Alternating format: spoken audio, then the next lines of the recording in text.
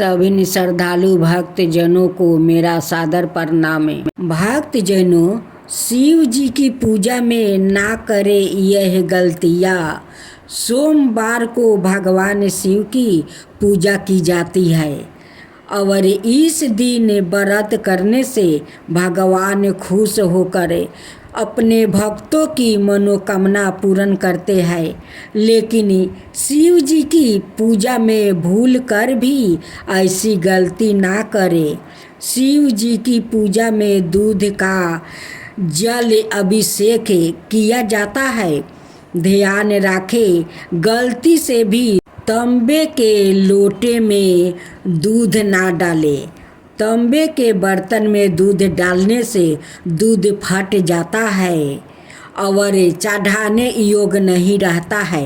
शिवलिंग पर दूध, दही, शहद या कोई भी वस्तु चढ़ाने के बाद जल जरूर चढ़ाए, तभी जल अभिषेक पूर्ण होता है। शास्त्रों के अनुसार शिवलिंग पर कभी भी रोली और सिंदूर की तिलक नहीं लगाना चाहिए। शिवलिंग पर हमेशा चंदन का ही तिलक करें। भगवान शिव के मंदिर में परिक्रमा करते वक्त ध्यान रखें कि कभी भी पूरी परिक्रमा ना लगाए। जहाँ से दूध बहता है वहाँ रुक जाए और वापस घूम जाए। पूजा स्थल को गंगा जल से जरूर शुद्ध करें। पूजा स्थल पर केले का 4 खंभे का द्वार, चौकर, मंडप बना ले। चारों ओर से फूल और बंधन बार आम के पत्तों से सजाए।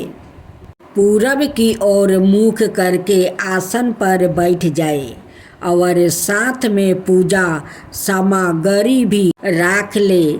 आटे या हल्दी की रंगोली डाले और उसके ऊपर चौकी या लकड़ी के पट्टे को मंडप के बीच में रखें। इसके बाद चौकी पर साफ और कोरा सफ़ेद वस्तु बिछाए।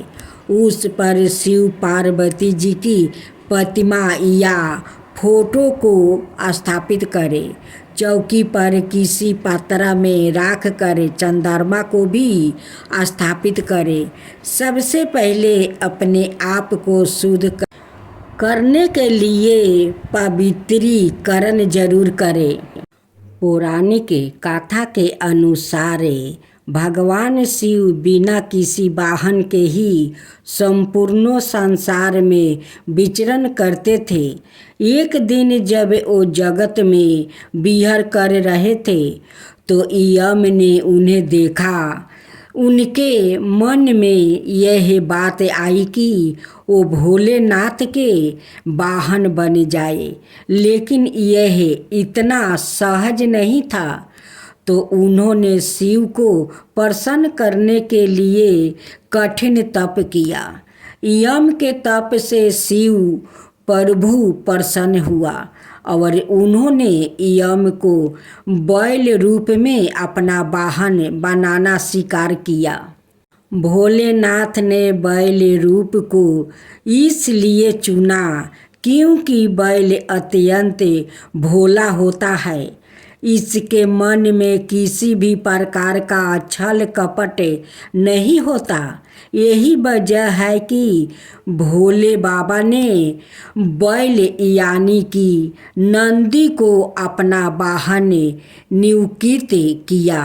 यही नहीं, शिव जी ने नंदी को अपना प्रधान सेनापति भी बनाया। कहा जाता है कि भगवान शिव की सेना नंदी बाबा के कहने पर ही चलती है। अब दूसरी कथा। पौराणिक कथाओं के अनुसार पुरांत काल में एक शिलाद नाम के एक ऋषि हुआ जो कि पूर्ण रूप से प्रभु की पूजा में लीन रहने लगे। ऐसे में परिवार के लोग को उनके वंश की चिंता हुई। यह परेशानी लेकर सभी उनके पास पहुँचे और गृहस्थ जीवन में वापस आने का निवेदन किया।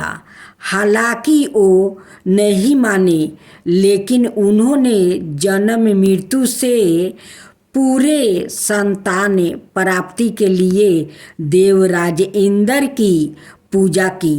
इंद्र प्रसन्न हुए तो लेकिन ऐसी संतान का आशीर्वाद देने में असमर्थता जाहिर की। जब इंद्र देव से इच्छा मुताबिक संतान प्राप्ति का आशीर्वाद नहीं मिला तो शिलाद मुनि ने शिव की पूजा की। उनके कठोर से शिव अत्यंत प्रसन्न हुआ और सवाए उनकी संतान के रूप में जन्म लेने की बात कही। कथा मिथिली है कि एक दिन शिलाद मुनि खेत जोत रहे थे, तब उसी भूमि पर उन्हें एक बालक मिला। वो उसे घर ले आया और उसका नाम नंदी रखा। भगवान भोलेनाथ ने मित्रा और वरुण नाम का 2 मुनियों को नंदी के पास भेजा। उन्होंने नंदी को बताया कि वो अल्प आहु है। यह सुनकर नंदी बाबा वन में चले गए और महादेव की पूजा अर्चना करने लगा। उनकी पूजा से भोलेनाथ प्रसन्न हुआ और नंदी को मृत्यु भय से मुक्ति, अजर अमर होने का आशीर्वाद दिया। इसके अलावा गणों के अधिपति के रूप में भी नियुक्त किया गया। कथा मिथिली है कि जब दूसरों और देवताओं के बीच समुद्र मंथन चल रहा था और उसमें से विष निकला था तो उसे शिव ने धारण किया था। लेकिन विष पान के दौरान कुछ बूंदे जमीन पर गिर गया था और उन्हें नंदी ने अपनी जीभ से चाट लिया था। नंदी के इस भाव पर भोले अत्यंत प्रसन्न हुआ। इसके बाद भगवान ने नंदी को अपने सबसे बड़े भक्त की उपाधि दी। साथ ही उन्होंने कहा कि जो शक्ति उनकी है वो नंदी की भी है। भोलेनाथ की कृपा पाने को ज्ञान, स्वरूप, तप और विष की बूंदे को चाटने की पवित्रता नंदी बाबा की महिमा को और भी बढ़ा देती है। इनसे लगाई गई अर्जी कभी खाली नहीं जाती है। भोले बाबा ने नंदी को यह आशीर्वाद दिया था कि उनकी पूजा से पहले नंदी की पूजा की जाएगी। यही वजह है कि हर शिवालय में नंदी बाबा की मूर्ति जरूर होती है। यही नहीं, यह भी मानता है कि यदि आपको भोलेनाथ से कुछ मांगना है और अपने नंदी बाबा के कानों में सच्ची श्रद्धा, पवित्रता और अटूट निष्ठा से अपनी बात कह दी तो वो भोलेनाथ तक जरूर अर्जी पहुंचा देते हैं। यही नहीं, शिव जी भी मुराद पूरी कर देते हैं। जय शिवा ओमकारा। ओम जय शिवा ओमकारा। प्रभु ओम जय शिवा ओमकारा। ब्रह्मा विष्णु सदा शिव हरितमिनी दारा। ओम जय शिवा ओमकारा। एकानन चतुरानन पंचानन राजे। हंसा सिंहासन बिसबाहनि साजे। दो भुज चार चतुर्भुज दस भुज अति सोहे। त्रिगुण रूप निरखिता त्रिगुण रूप निरखिता त्रिभुवन जनि मोहे। ओम जय शिव ओमकारा। अक्षरमाला बनिमाला रुद्रिमाला धारी। चंदन मृगमद सोहे भले शिशिधारी। ओम जय शिव ओमकारा। सीतंबर पीतांबर बागंबर अंगे। सनकादिक गरुणादिके भूतादिके संगे। करिके मदीयं कमंडलु चक्र त्रिशूलधरिता। जगि करिता जगि भरिता जगि संहारि करिता। ओम जय शिव ओमकारा। ब्रह्मा विष्णु सदा शिव जानते अविवेका।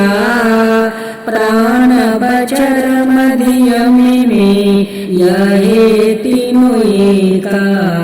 ओम जय शिव ओमकारा। प्राण वचर मध्यमे में यहे तीनों एका। ओम जय शिव ओमकारा। काशी में विश्वनाथ विराजते नंद ब्रह्मचारी। नित उठी भोग लगावते महिमायति भारी। ओम जय शिव ओमकारा। त्रिगुण शिव जी के आरती जो कोई नर गावे। त्रिगुण शिव जी के आरती जो कोई नर गावे। कहत शिवानंद स्वामी मन वांछित फल पावे। ओम जय शिव ओमकारा। ओम जय शिव ओमकारा। अब सोमवार की आरती। आरती करत जनक कर जोरे। बड़े भागी रामी जी घर आए मोरे। आरती करत जनक कर जोरे। बड़े भागिया रामी जी घर आए मोरे। जीती स्वयंवर धनुष चढ़ाए। सभी भूपन के गर्भ मिटाए। जीती स्वयंवर धनुष चढ़ाए। सभी भूपन के गर्भ मिटाए। तोरी पिन के किए दुई खंडे। रघुकुल हर्ष रवन मन शंखा। तोरी पिन के किए दुई खंडे। रघुकुल हर्ष रवन मन शंखा। आई सियाली संग सहेली।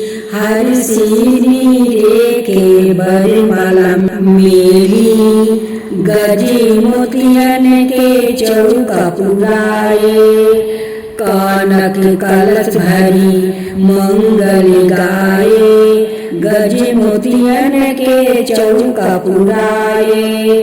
कनक कलश भरी मंगल गाए। कंचन थाल कपूर की बाती। सुधि नर मुनि जने आए बराती। कंचन थाल कपूर की बाती। सुधि नर मुनि जने आए बराती। फिरत भंवरी बाजा बाजे। सिया सहित रघुबीर बिराजे। फिरत भंवरी बाजा बाजे। सिया सहित रघुबीर बिराजे। धनी धनी राम लखन दो भाई, धनी धनी राम लखन दो भाई। धनी दशरथ कोशिला माई, धनी धनी राम लखन दो भाई। धनी दशरथ कोशिला माई, राजा दशरथ जनके बिदही। भरत शत्रुघ्न परम स्नेही, मिथिलापुरी में बाजत बधाई। दास मुरारी स्वामी आरती गाई, मिथिलापुरी में बाजत बधाई। दास मुरारी स्वामी आरती गाई।